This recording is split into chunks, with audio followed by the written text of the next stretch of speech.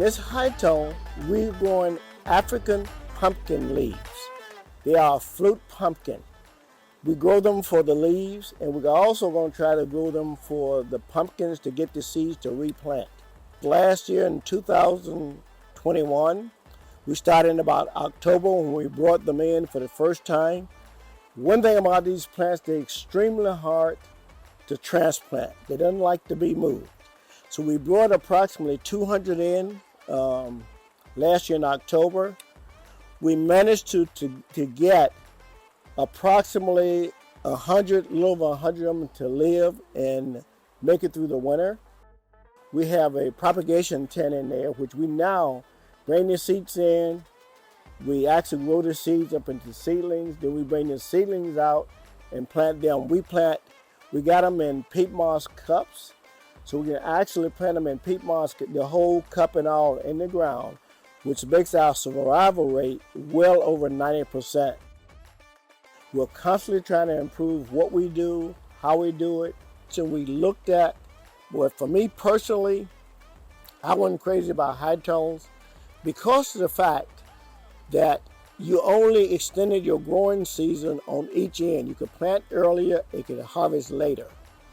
My thing was, if I was going to look at doing growing, I wanted to grow 365 days a year.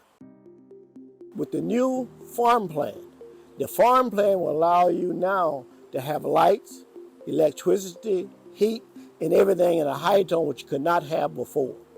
The tunnel is heated year-round. The curtains you see on each side will automatically raise and lower according to what the temperature is.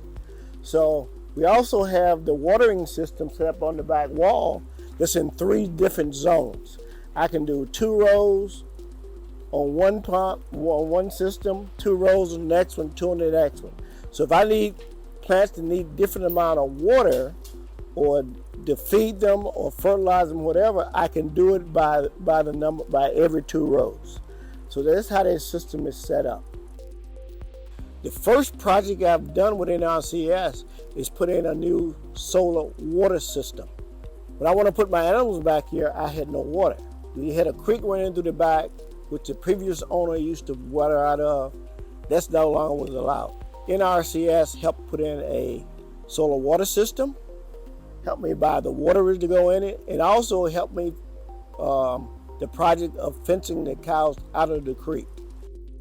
The next thing was this high tone. I like this particular one, which had to be a Zimmerman, because I like the way the curtains doesn't come from the ground up, they come from the top down. Another thing we did with this high tone, most of the high tones are 6-foot sidewalls. This actually have 8-foot sidewalls.